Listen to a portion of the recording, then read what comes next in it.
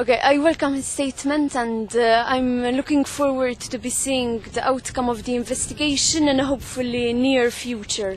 He mentioned that he is sorry that civilians are injured, and every time civilians are injured. So I hope that he will be taking the necessary measures to make sure that no more civilians will be injured. Do you see civilians only 2 days after I was injured, during the non-violent demonstration, a Palestinian was shot with a dum-dum bullet, and he died shortly after in hospital. Not only that, but in these last 2 months, there are reports coming in every 2 or 3 days of fishermen, of farmers being injured as they work. So civilians are being injured, and they are being shot at with live ammunition every day. We are in the Gaza harbor right now, the place where a few weeks ago the flotilla had to arrive with humanitarian aid for Palestinians, but ended up in tragedy. What are your comments about how did you see things from Gaza as things were developing? Well, the people here were shocked, and they weren't expecting that Israel would do with foreigners what they do with Palestinians on a daily basis. It's clear that this was a humanitarian convoy aiming to bring very much needed machines, wheelchairs to Gaza, because the borders are closed and because Israel is impeding the entry of these materials into Gaza. Israel is now saying it is easing the siege.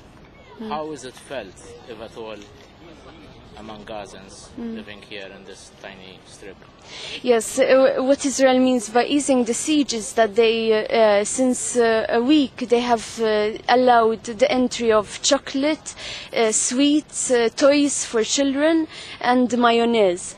In reality, I think that there is a humanitarian crisis happening here, because 80% of the people do not have money coming in, and they depend totally on the United Nations for food staples.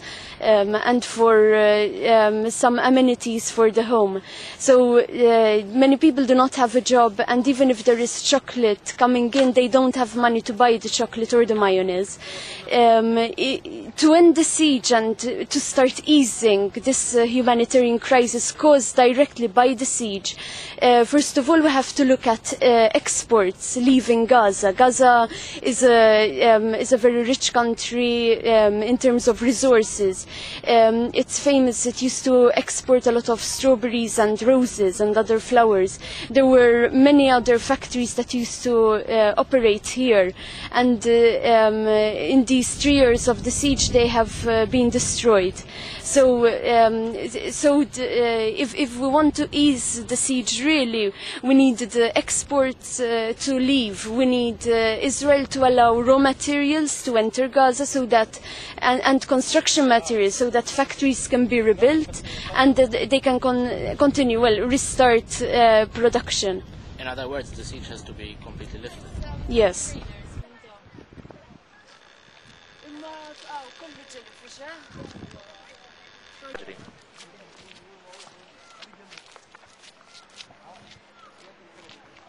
خلاص وين رايح؟